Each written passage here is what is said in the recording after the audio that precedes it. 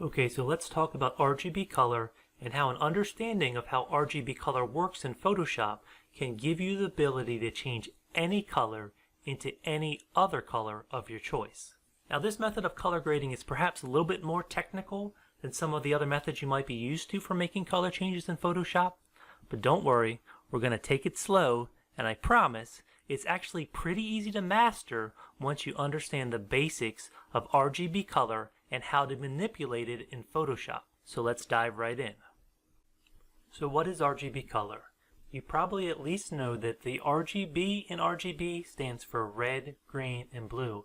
And these are the three channels that combine to make up the final color of your image you see on screen when you're working in RGB mode. On an individual image, we can click on the channels palette, and if we do that, we'll see the red, green, and blue channels along with the RGB composite channel, which is just a composite of all three of these channels. So you can click through individually on the red channel, the green channel, and the blue channel. However, what you have to understand is these are just grayscale representations of the selection mask associated with that channel, so you're not actually seeing the color when you look at an individual channel, so that makes it a little confusing when you're trying to understand RGB color. However, if you do start to check on multiple channels at the same time, you do start to see color, and you start to see the additive effect that those different color channels are having. We can also use these channels to run through an exercise where we do a color separation and see each of these colors as layers and see how these layers combine to produce the final RGB colored image. This isn't hard to do, and it's a good exercise for understanding RGB color, so let's run through this process now on this image. Okay, so as I mentioned before, a channel is really just a grayscale representation of the selection mask associated with that channel.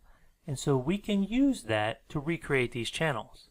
So if I control click on my blue channel, it's going to make a selection based on this mask here. And so then what I'm going to do is I'm going to jump back to layers, and here I will choose an adjustment layer, and I'm going to choose a solid color fill layer. And remember, this was my blue channel, so here with this RGB settings here, I can actually create the color. So 255, each color can have a range from 0 all the way up to 255. So this is all blue, so I'm going to set red and green to 0 and blue to 255 and go ahead and click OK. Okay, so that represents the blue color. Let me turn off the background so we can see better what's going on here. So you'll notice that there's a lot of transparent pixels here, some semi-transparent pixels. So when we click that selection mask, it gave us the whole range of pixels, ones that are semi-transparent, ones that are totally see-through, and so then when we filled it in, we got the same result. So that's what the blue channel by itself looks like. But so I'm going to turn that off now and just click my background layer, because I don't want this turned back when I go to select the other channels, otherwise this blue information is going to sort of be added in twice and affect what we're seeing on my channels. So that's turned off now, just the background layer. I'll go back in, and now I need to grab my red channel. So I'll click on red and I'll control click. It gives me the selection. I come back over to layers. I'm going to go under an adjustment layer. Again, choose solid color. And this was my red channel, so I'll set red to 255 and then 0 for the others. Go ahead and click OK. Turn off my background layer. You can see this is what the red channel looks like. Alright, let's do this one more time for the green channel. So back over the channels, click on your green. Control click to select that. Come back over to layers. New. I'll select once again solid color. This is my green, so red 0. Green, that's going to be 255. And blue to 0. And go ahead and click OK. Okay, so now we have the three channels that make up the image, the red, the green, and the blue. Let me turn off my background, and so there's the green. I click down here, here's the red, here's the blue. Now, if we start to turn on all of these channels, we can see that the image does change a little bit, and you're having those transparent areas where some of the layer beneath shows through, but nothing is looking at all like that final image like we expect. It's because right now these colors are not having an additive effect. And so if there's a solid area of green here, it is not mixing at all with the channel below. We're just seeing some of those transparent layers show through.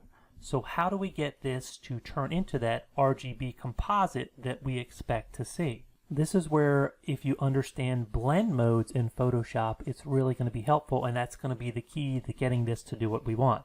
So I'm going to select my green layer. I'm going to come up here, and I'm going to choose this linear dodge. And if you notice, it has this add here. This is going to make the color have an additive mixing effect with the color below. So I'll click add. I'm going to come down to my red layer. I'm going to, again, linear dodge add, and I'll also do this for this third one, linear dodge add. And now we see that we are starting to get that image that we expect with all the colors being formed by the combination of these three layers. But we have one thing missing, and that's because an RGB image is really a combination of those three channels, red, green, and blue, plus a black layer that really helps define the shadow information. So all I'm going to do is come down here below my blue channel, and I'm going to select one more solid color layer, and I'm going to make this all black. And when we do that now, look, we now have an accurate representation of that initial image. And if we want to double check that, I'll just copy this background layer. I will drag it up to the top, and you see if I toggle this on and off, we see no change because we have accurately recreated that image by separating the channels out into different channels and then combining them together with that linear dot add blend mode and a black layer beneath. So the purpose of this exercise was just to demonstrate and see actually how the red, green, and blue channels do work together to make up the final color of your image. And also, if you remember me creating these channels, the red color fill and the blue color solid color fill, you'll notice that I use those RGB values to define a specific color. And that's very important, because if you want to manipulate color, say change something to this yellow here, you have to understand what is the RGB value of that color. In other words, how much red, how much green, and how much blue is going into making up this yellow right here.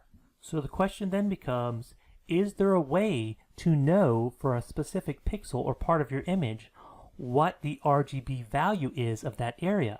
And the answer is yes. And the tool we're going to need here is this color eyedropper tool. So if I click on this eyedropper tool and I start to move it around my image, first you may need to do this. I'm going to bring up window, and I'm going to bring up my info panel right there. So I have my info panel, and now you'll notice as I slide this color eyedropper around, you'll notice up there in the RGB panel that those RGB numbers are shifting, and on any point in the image, it's showing me exactly what the RGB value is for that particular pixel. Now that RGB number and value is shifting constantly as I move. However, if I hold down Shift and click on a point, then it'll lay down a point, and if I look over here now on my info panel, you'll see here's point number 1, and it's put down a 1 over here, and I have a point with those exact values. If I want to lay down another point, I can lay down another point somewhere else. So maybe I want to know the value of this yellow up here. So I'm going to come right above that. And sometimes I'm going to do caps lock on my keyboard, because caps lock will take you from this pointer here to this crosshairs. That really makes it a little easier to know exactly where you're clicking. So that was just caps lock on my keyboard.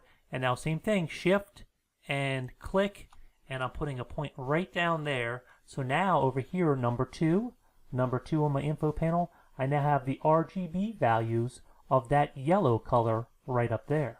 And so then remember how I created these solid color layers here using the RGB values? So if I came down here now and I did a new solid color layer, see, this is not going to allow me to create the yellow I wanted to, because I wanted to use these numbers up here. I'm actually glad this happens, because this illustrates a good point. You'll notice that these values, number 1 and number 2, are now the same, and that's because these are live sample points.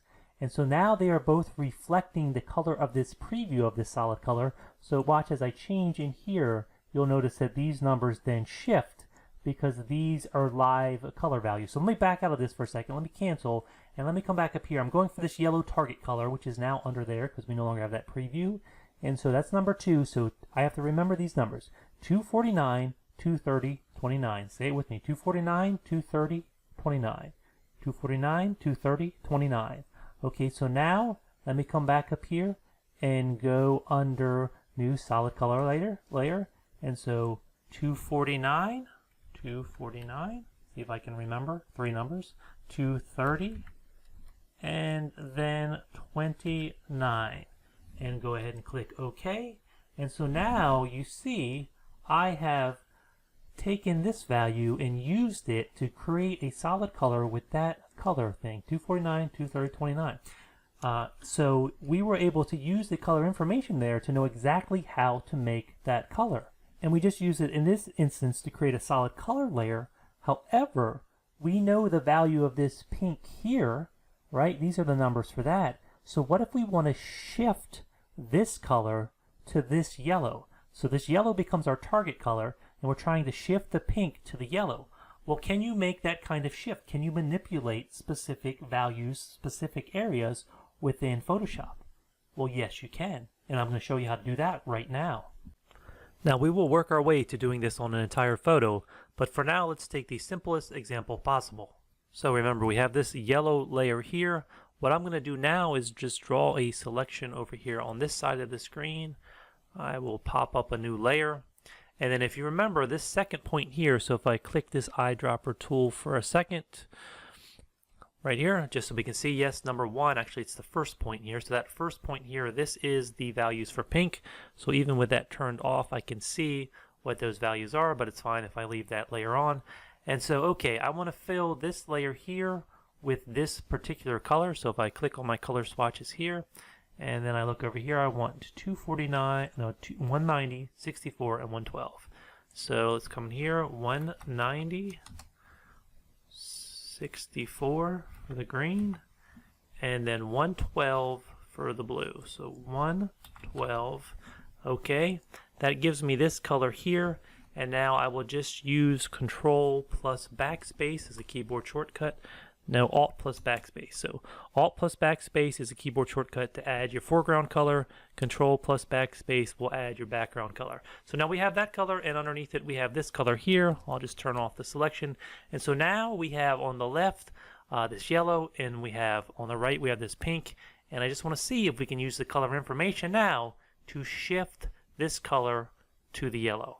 Now I know I could just fill it with the yellow, but we want to see if we can actually get it to shift.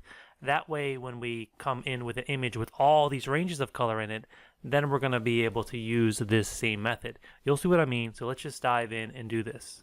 So I'm going to want this to just affect this area and not the yellows over here, so I'm going to Control-click to highlight this area, and then I am going to come under my adjustment layers, and I am going to add a Curves adjustment layer. Okay, so here's our Curves adjustment layer, which just starts with a histogram view of sort of the levels of color in your image. And you're probably used to all sorts of peaks and valleys and mountains here. We don't see that now, and we don't see that because we are talking about one color. So if you look on here, it's hard to see, but you can actually see there is a line here, and there is a line here, and there is a line here. So those would be the RGB values within this, and if we can go in here under different channels. So if I go in here and I come under red, you'll see right here there is a peak, and this is the one spot in the image where it has the red color value, the green you can see here, and the blue here. And so if I come here under red and I take this color picker here, which lets me go into my image here, you can see if I shift over to yellow, then it's no longer on the curve there, right? But if I come here, you can see no matter where I am in this, it's going to locate the same part of that curve where that color value is. So I can click on that, and when I do, it puts down a point on my curve here on my red channel. And then what we need to do is use that color info that we grabbed before with the eyedropper tool. Now that's buried in here, so let me pull this palette out and undock it for the moment. So I'm going to drag it over here so we can see it. Let me bring my properties back up. Okay, so you can see this point I've selected here, and I need to make this a little bigger. So let me come and adjust one of these panels here. Maybe I can drag this down there. So we can see right here this value, this point has a value of 204. Well, if we look over here, that's what we expect, 204 for the red channel for this number 1 sample here. Well, we want to shift this color to this color. So what we have to do is look over here. This 249 on the red channel for the yellow is what we need to shift to. So with that point selected, I can just come down here and I can type in 249. Okay, so that represents the red channel, and I've made that shift. So now I need to do that for the other two channels. So I will drag down and I will select my green channel, and I still have this hand icon selected, and so I can come over here and you can see as long as I'm on the pink, it's going to select that area of the curve, and we see 51 is the output. Well, 51 there. And again, if you look at these numbers, it'll show you the starting value and where you're currently at. So for this number one sample point, when I first set it, I was at 204, and now it is shifted to 249, the second number, which is what this one's at. These are still untouched, so 249, 249. So the second number is really what matters here, because that's where you currently are. So I want to go from 51 to 230. So I have 51, and I'll just come over here, and I'll change that to 230. I'll hit enter.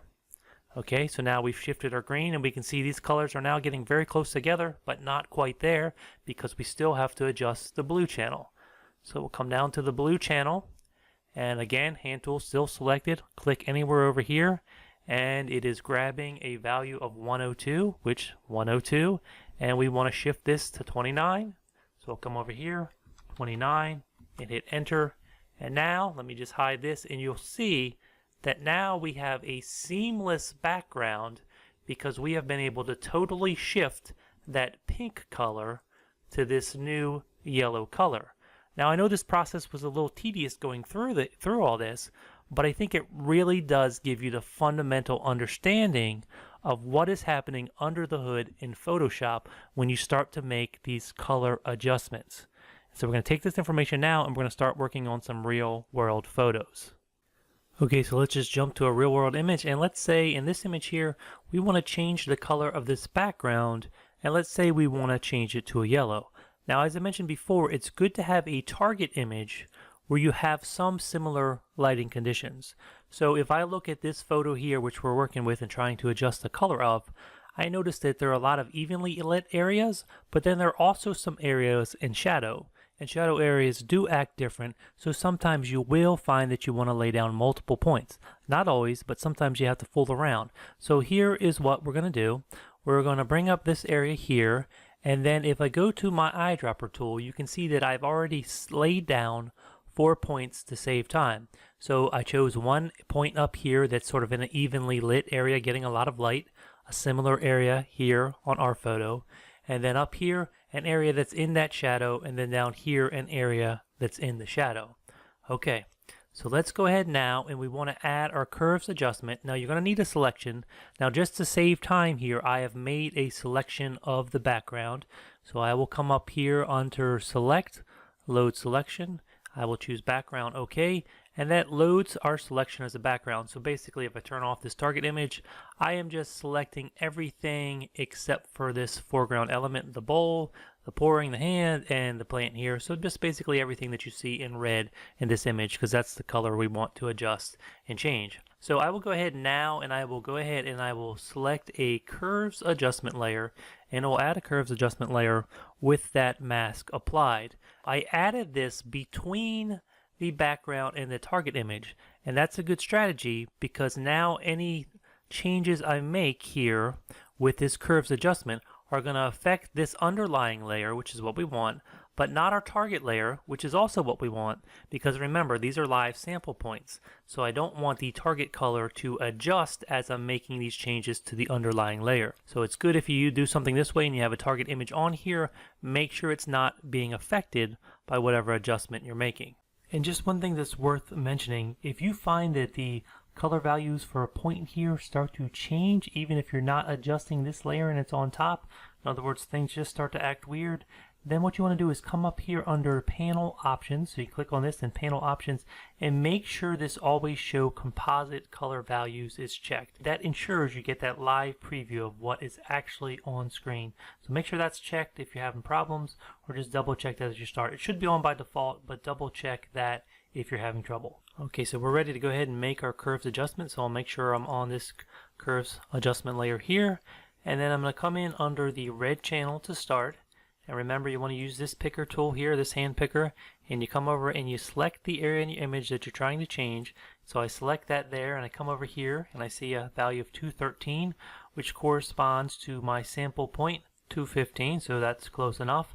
And so then I can come down in here and I can change that. We see we want to go from 215 to 235. So I'll set 235 because that is the target color we're trying to hit there. And so next I will continue by going to the green channel. Again, this is selected, so I just go over and click right on my image, and then I come over here in 57, so 57, and I'm trying to go to 206. So next I'll enter in 206, and you see that starting to shift. And so finally the blues, there's not a lot of blue in here, but let's just go over to blue. Anyways, we'll click on there, and it says 0, but we want that to be 34, so we want to bump that up a little bit, 34. And so there we go. We have now shifted from this original red color now to basically our target color, which we see up there. So I can hide my target image now if I want, and we'll see that I have shifted everything that was part of that selection. Now, sometimes shadow areas will start to act a little weird, so you can try to improve them by laying down more points if you want. So the process would be the same, but since you're getting 2 points on a curve, it does become a little bit more tricky. But so I'll go ahead and turn this back on, and I'm just going to go ahead and come back here into my curves adjustment layer, and I will go to that red channel. So now we see we have 0.3 and we have 0.4. So really what we want to make sure is 4 matches up the shadow area that you're getting there. And so what we could do then is the red channel, same thing, hand tool there, come down, click this, and you see it's adding a second point on my curve here, and that point is at 139. And if we look and we compare 4 with 3 here, 4, 149, you can see this one here is actually 202. So we could come in here and we could drag this up. Now when we see that, it can start to affect other areas of the curve, right? And so this is where you just have to become a little creative, and sometimes you'll find yourself adjusting around these points a little bit more, or sometimes you may come in and add another point close to it just to adjust the way the curve is changing between these 2 points. So you do have to tweak it around a little bit. Sometimes it's just adding another point, but you're going to try to add in those points and sort of smooth out the color area. And so of course I would continue through this, and I would go to the greens, and I would do the same thing where I'm clicking in my shadow area, saying 117. And so that is number 4 image over here, and so 118, that's basically where it needs to be. And so blue, if I do the blue channel, same thing, I'm just going to sample down there, 43. You can see it's actually a little higher there, so I might take this and bump it up. Now I've been typing values here. You can also just use your mouse and move it up and down, or if you want a little bit more control, which is usually a good idea, you can start to slide it up this way. And so one thing you may notice is when you start to move these points, the rest of the curve is getting moved around as well. So you may see that those original points that you shifted are no longer matching up. So if I look at my blues here, I've started to match up this value here. So if I get that down here, now my shadow points are close to matching up, but these points are off a little bit. So you sort of have to tweak and split the difference sometimes. And again, you can add extra points in on the curve. So if I really just want to drag that up, but I don't want all of this to be affected, I could put another point on here and just use it to smooth out this line so I'm not affecting the rest of the curve as much. Okay, so there are ways to do this between 1 point and 2 points, or maybe even 3 points if it's an area with a lot of transitions between highlights, midtones, and shadows, but I would advise you to start simple. And I also want to say that this isn't always the method you want to use. I would say probably if you've watched the first video on changing color, which I'll link below, start with trying a hue saturation adjustment layer. If that doesn't give you the results you want, or if you're really going for a specific target color and you can't get there, then you have all this RGB color knowledge now, and you know you can use a curves adjustment in this method to try another way to really even get closer to that color you want to hit. Start with 1 point, and then if that doesn't work, or if you have issues with shadows or highlights, you know you can lay down more points. So this is really about just building the foundation of knowledge that gives you more and more options when it comes to changing color in Photoshop.